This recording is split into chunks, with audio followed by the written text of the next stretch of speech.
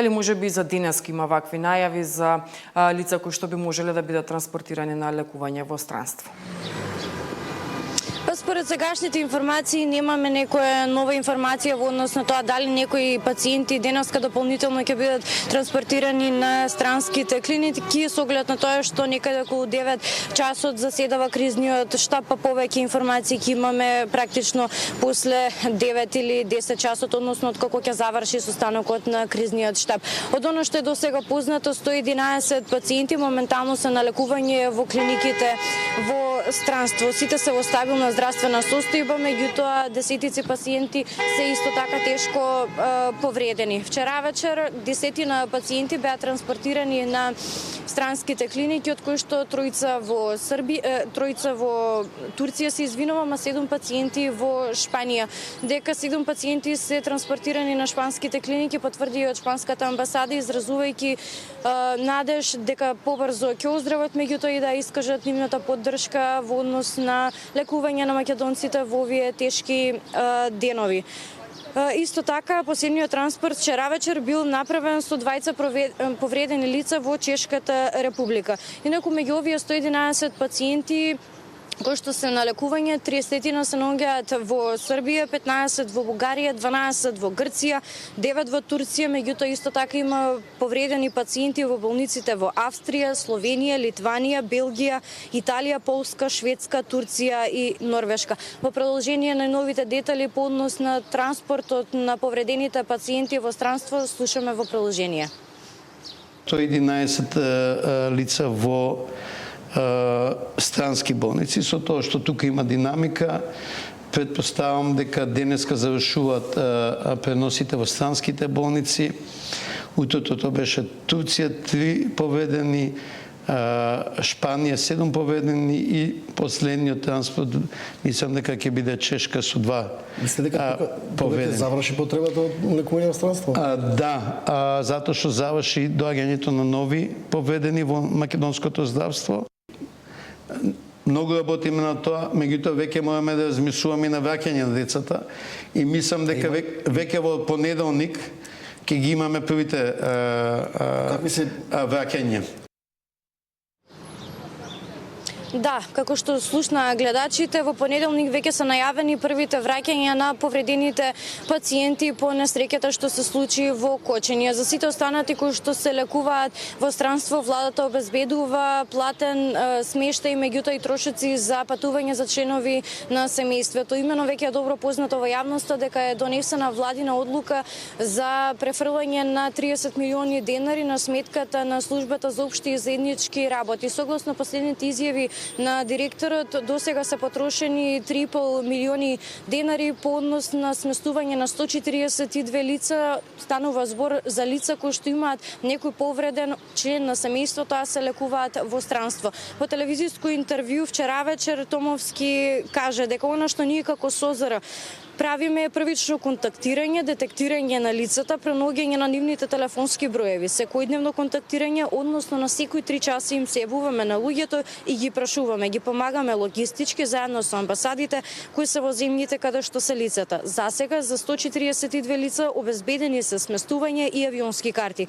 Потрошени се почетно околу 3,5 милиони денари. Велам почетно затоа што не знаеме колку време ќе им треба за лекување, но треба да знаат дека целосно и максимално се што ќе излезе како трошок ќе биде покриено од владата, изјави вчера вечер Томовски во телевизиско интервју. Инаку имаме видео од член на семејство кое што има член кој што е повреден во страшната несреќа која што се случи во дискотеката Пулс Кочени. Ова момче ги охрабрува сите останати членови на семејството да искористат оваа можност на владата да ги контактираат службите со цел нивниот смештај, трошоци, сите што се потребни за таму да бидат покриени од страна на државниот буџет. Во продолжение го слушаме сведоштвото на ова момче.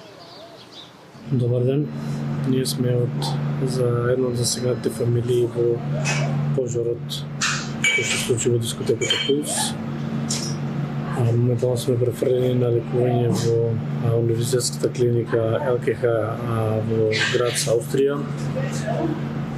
Сакаме да изразиме огромна благодарност до дечките од СОЗР и владата на Република Македонија кои што за 15 минути ни возможија бесплатни летови, бесплатен хотелски смештај, бесплатен превоз, невозможна стручна помош за преведувачи со документи, се, значи многу добра организација.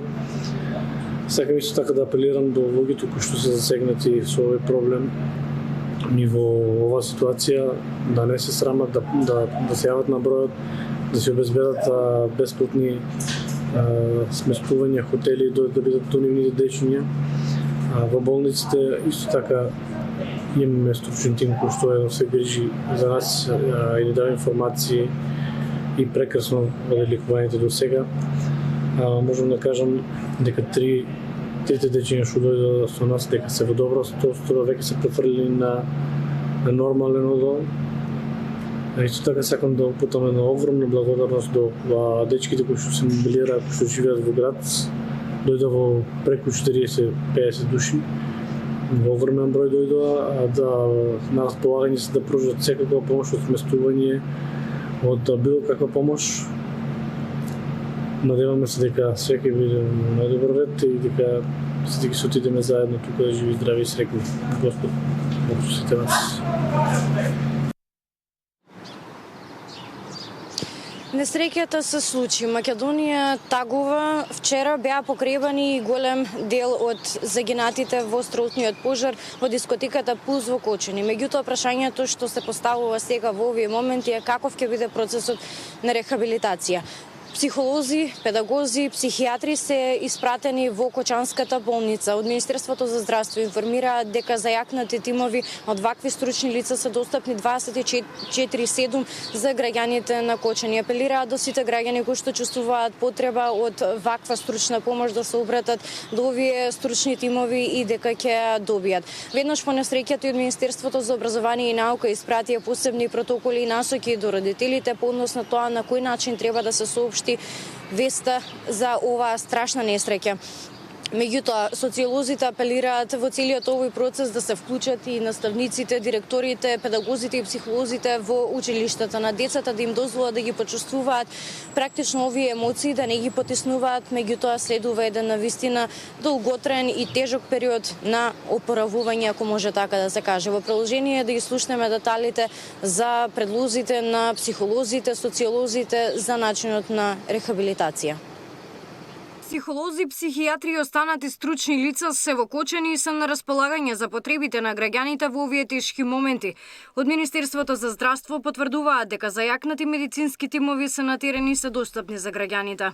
За психосоцијалната работа Министерството за здравство веќе објави еден број за консултации. Клиниката за психијатрија ангажирана, испратени се низ помош луѓе во општата болница во Кочани.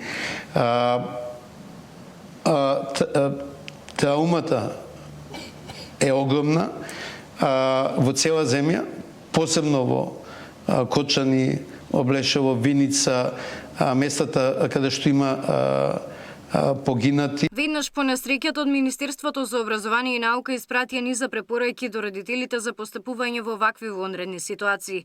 Меѓу приоритетните совети кои се испраќаат до родителите се наведува првенствено да ги уверат децата дека се безбедни, да разговараат со нив, но и да го ограничат времето во гледање на вести, како информации кои кружат на социјалните мрежи.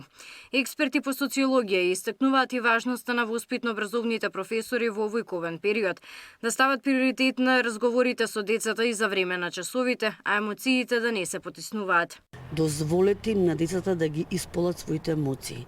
Разговарајте со нив, тоа е клучно за родителите. Квалитетното родителство во смисла поминете време. Прашите го што го тишти, објаснете му го на некој начин животот, дека без оглед велам како карактерно, затоа што добиваме ние мейлови овие денови, вели некој моето дете се осами, стави слушалки, не сака да разговара. Стресот дополнително, знаете нешто, ако се таложи еден ден ќе ескалира, ќе експлодира. Тешко ќе биде да се врати и довербата во институциите, која постротната несреќа е струшена. Нема адхок решение за да се излечи стравот на граѓаните, да седнат на кафе, да влезат во угостителски објект. Довербата во смисла во секој ден објект каде што ќе влезете, вие може да чувствувате дека да не се чувствувате сигурно. Моментот на сигурност полека треба да се враќа велам таа доверба, но потребно е време, бидејќи траумите кои што ќе се ќе бидат кај делот, кај поголемиот дел, меѓутоа поготово оние кои што се директно засегнати, кои што изгубиле некој свој близок, ќе бидат големи. Треба време, не може ниту адхок решенија, ниту нешто што и волшебна механизам и капсула не постои за тоа. Габриела Лескова, Сител телевизија. Во однос на резервите за крв, од Институтот за трансфузионна медицина информираат дека имаат доволни количини за безбедна крв.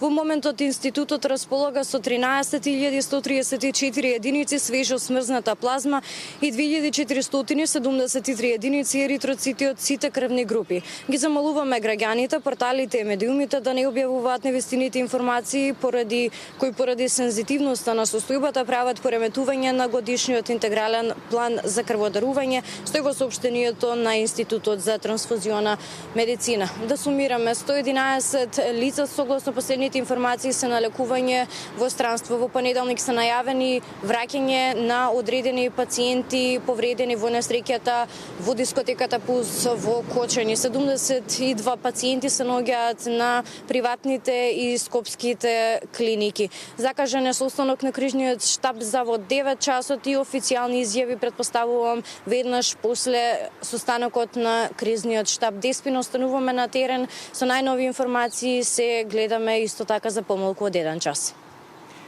Габриела Лескова, јас ти благодарам за овие информации. Сега кога стануваш на терен да ја следиш состојбата на повредените, те вклучуваме повторно и